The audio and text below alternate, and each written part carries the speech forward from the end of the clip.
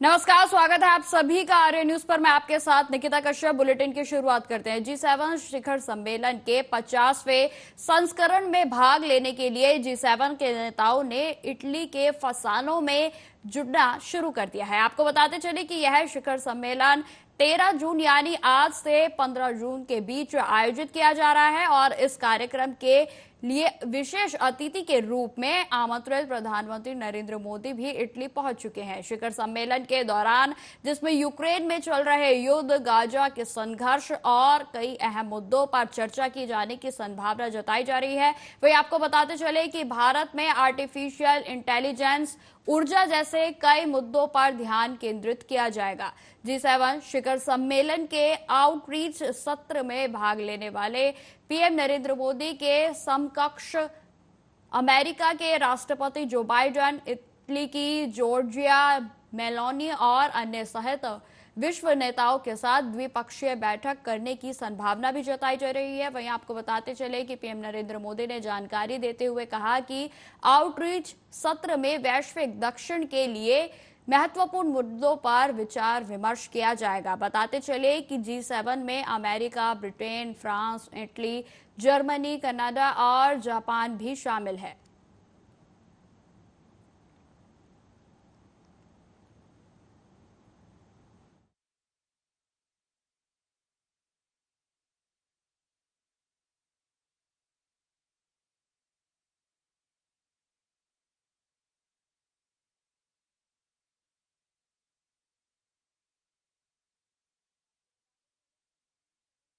हिस्सा लेने के लिए पीएम नरेंद्र मोदी जो है बीती रात पहुंच गए थे और जहां उनका एयरपोर्ट पर भव्य स्वागत भी किया गया।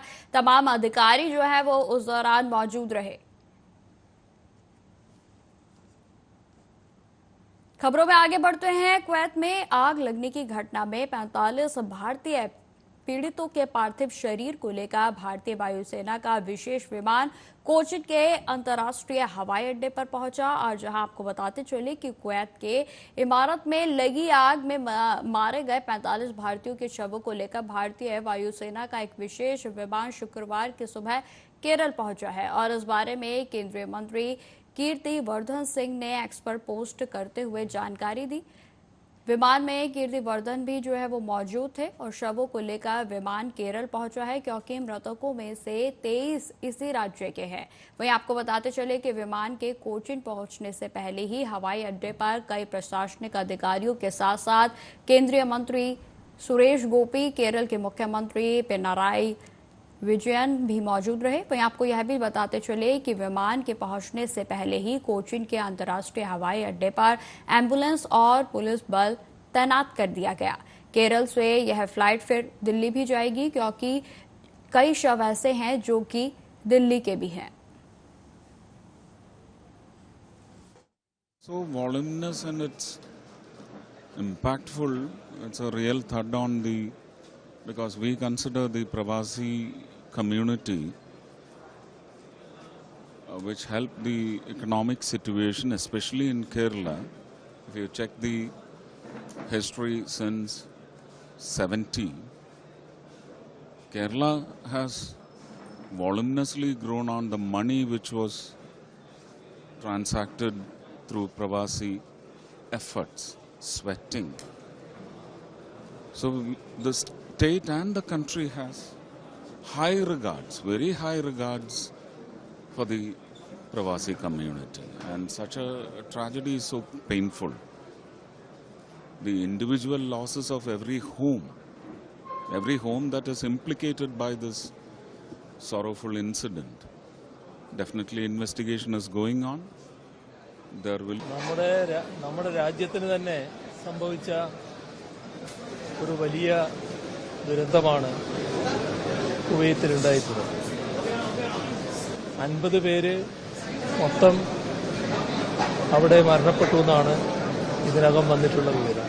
കേരളത്തിന്റെ ജീവനാഡിയായാണ് നമ്മുടെ രാജ്യത്തിന് തന്നെ സംഭവിച്ച ഒരു വലിയ ദുരന്തമാണ് കുവൈത്തിലുണ്ടായിട്ടുള്ളത്. 50 പേര് മൊത്തം അവിടെ മരണപ്പെട്ടു എന്നാണ് ഇതിനകം വന്നിട്ടുള്ള വിവരം. കേരളത്തിന്റെ ജീവനാഡിയായാണ് നമ്മുടെ രാജ്യത്തിന് തന്നെ സംഭവിച്ച ഒരു വലിയ ദുരന്തമാണ് കുവൈത്തിലുണ്ടായിട്ടുള്ളത്. See, we are expecting the bodies in another few minutes. So, Honorable CM will also be reaching here. And all arrangements are made, all ambulances are ready. And police will be accompanying everybody, every ambulance. And district police chiefs are also included in this whole process. So, everything is done and everything is ready. It's so unfortunate. It's not technical. It's not technical because it's quite unfortunate that we are facing such a situation. So more. इसी खबर पर अधिक जानकारी के साथ हमारे संवाददाता हमारे साथ जुड़ गए हैं। तो रविंद्र, फिलहाल केरल में जो है कुछ शवों को छोड़ दिया गया है, वहां पर उनके परिजनों को अब सौंपा जाएगा, तो इसी के साथ जो है दिल्ली भी रवाना होगा, तो इसको लेकर क्या कुछ अपडेट है आपके पास?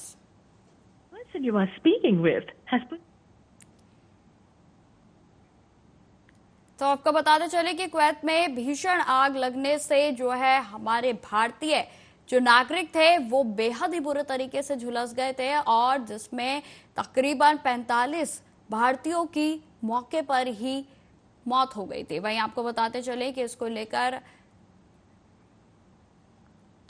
लगातार जो है वो तस्वीरें सामने आ रही है, जिसमें आप देख सकते हैं कि भारतीय सरकार की ओर से या प्रशासन की बात की जाए तो तमाम पुख्ता इंतजाम किए गए हैं। इसी खबर पर अधिक जानकारी के साथ संवाददाता राजीव हमारे साथ जुड़ गए हैं। तो राजीव, 45 भारतीय शवों को भारत जो है वो वापस ले आया गया है, और कुछ शव जो है वो केरल में के थे और अब जो है दिल्ली के लिए रवाना होगा।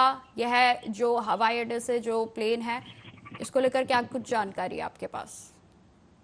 देखिए, यहाँ पर बात करें जिस तरीके से 45 शवों को भारत जो है वो लाया गया है, क्योंकि जिस तरीके से जिस तरीके से हादसा घटा था उसको लेकर अब कहीं ना कहीं भारत सरकार जो है वो कदम उठाती नजर आ रही है। यहाँ पर बात करें 45 शवों को जिस तरीके से लाया गया है, उसमें से 23 जो शव है वो केरल के बताए जा रहे हैं और कुछ और भी राज्यों के बताए जा रहे हैं। मगर यहाँ पर जिस तरीके से बिहार की बात करें, उड़ीसा की बात करें, वहां पर भी, महाराष्ट्र की बात करें तो वहां पर भी कहीं ना कहीं एक दो शव जो है उनके भी बताए जा रहे हैं। मगर यहाँ पर जिस तरीके से लगातार भारत सरकार जो है तो बड़े कदम उठाती नजर आ रही है, और जिस तरीके से कुवैत से जिस तरीके से 45 शवों को लाया गया है उसको लेकर बड़ी कोशिश जो है भारत सरकार के द्वारा की गई है।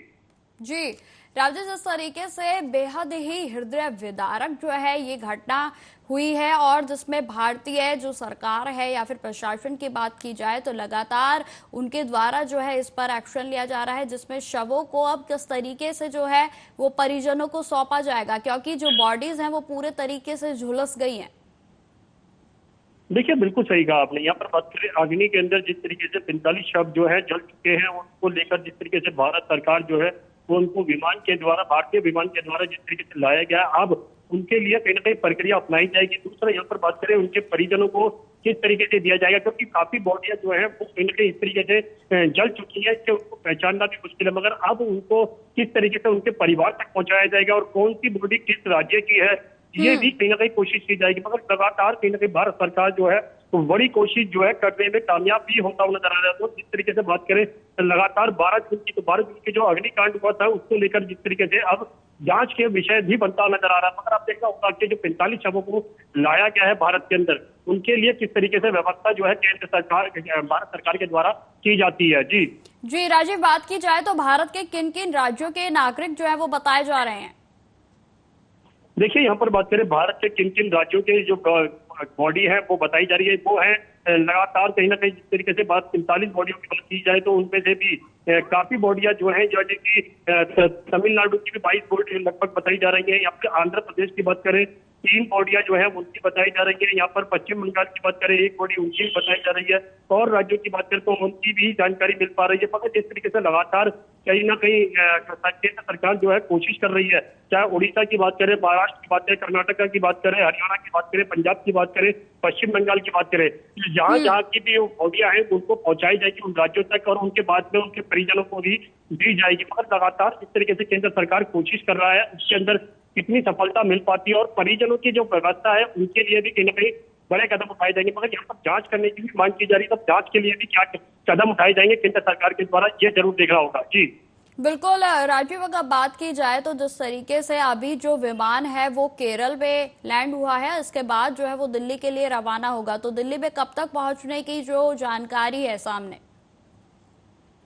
देखिए, यहाँ पर बात करें, विमान अभी केरल जरूर पहुंचा है और केरल के बाद अब दिल्ली आएगा, मगर दिल्ली आने की जो टाइमिंग है वो अभी तक स्पष्ट तौर पर नहीं जानकारी मिल पाई है। मगर ये जरूर है कि दिल्ली के साथ साथ कहीं ना कहीं और राज्यों के अंदर भी बॉडियों को पहुंचाने की जो व्यवस्था जो है वो केंद्र सरकार के द्वारा की जाएगी। मगर यहाँ पर राज्य सरकारों की बात करें तो राज्य सरकार भी लगातार केंद्र सरकार के साथ सहयोग करती नजर आ रही है। दूसरी बात यहाँ पर बात करें, जिन परिजनों की उनकी बॉडियां हैं उनको किस तरीके से दी जाएगी, उनका संस्कार किस तरीके से किया जाएगा, क्या वो अपनी बॉडी को पहचान पाते हैं, ये तमाम कोशिशें जो है वो अब कहीं ना कहीं आगे ही देखने को मिलेगी। मगर यहाँ पर केंद्र सरकार जिस तरीके से कोशिश कर रहा है और यहाँ तक की जो 45 बॉडियों को लेके आया गया है उनके लिए किस तरीके से व्यवस्था की जाएगी, ये तो केंद्र सरकार की रणनीतियों पर ही निर्भर करता है। बिल्कुल राजीव, जानकारी के अनुसार यह भी सामने आया है कि पीएम नरेंद्र मोदी के द्वारा जो है राहत कोष से 2 लाख रुपए की राशि देने की बात जो है वो परिजनों को कही गई है, तो इसको लेकर क्या कुछ जानकारी है आपके पास? देखिए, केंद्र सरकार के द्वारा जरूर मुआवजा देने की बात की गई है, मगर यहाँ तक कि ये भी कहा गया है कि 2 लाख रुपए जो है वो दिए जाएंगे, मगर अभी तक पूरी तरीके से संतुष्टि नहीं हो पाई है, क्योंकि जहाँ तक परिजन की बात करें तो परिजनों को अभी तक पूरी जानकारी नहीं मिल पाई है। जी ठीक है राजीव, तमाम जानकारी के लिए आपका बहुत बहुत धन्यवाद। खबरों में आगे बढ़ते हैं। शिवखोड़ी और हीरानगर में आतंकवादियों के द्वारा स्थानीय लोगों पर किए गए हमले के विरोध में जम्मू पठानकोट राष्ट्रीय राजमार्ग पर सांबा शहर के मुख्य चौक पर रात के समय लोगों ने जोरदार प्रदर्शन किया और पाकिस्तान का पुतला भी जलाया गया। इस दौरान आपको बताते चले कि लोगों ने जमकर पाकिस्तान मुर्दाबाद के नारे भी लगाए और कड़े शब्दों में चेतावनी देते हुए कहा कि अपनी करतूतों से बाज आओ, नहीं तो पूरा पाकिस्तान उखाड़ देंगे। वहीं आपको यह भी बताते चले कि जम्मू के सांबा में 16 गांव में संदिग्ध परिस्थितियां और गतिविधियां जो हैं उनके आने की जो है सूचना मिल रही थी और जिसके बाद लगातार जम्मू पठानकोट राष्ट्रीय राजमार्ग पर सुरक्षा व्यवस्था को पूरे तरीके से बढ़ा दिया गया है। और वर्षों तक पैसा कमाते रहते हैं, घर ही नहीं जा पाते।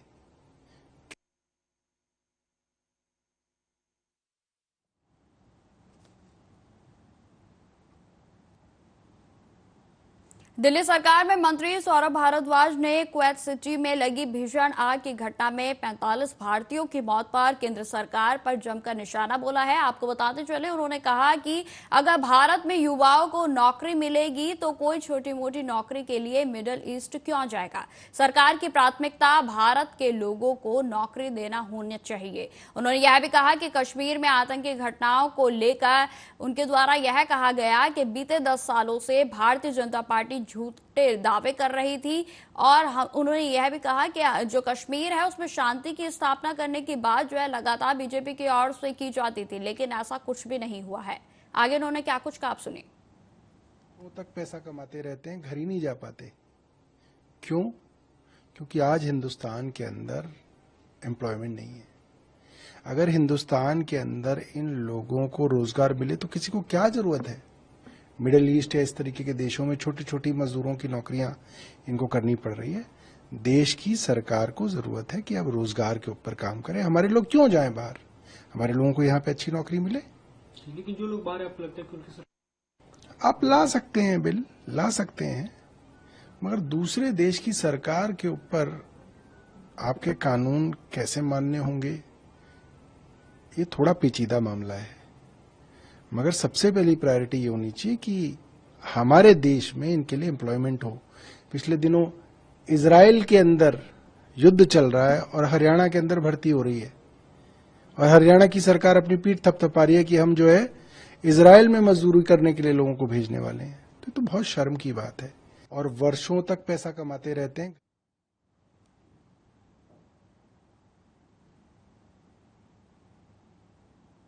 तो फिलहाल इस बुलेटिन में इतना ही। देश दुनिया की तमाम खबरों की जानकारी के लिए बने रहे हमारे साथ। नमस्कार।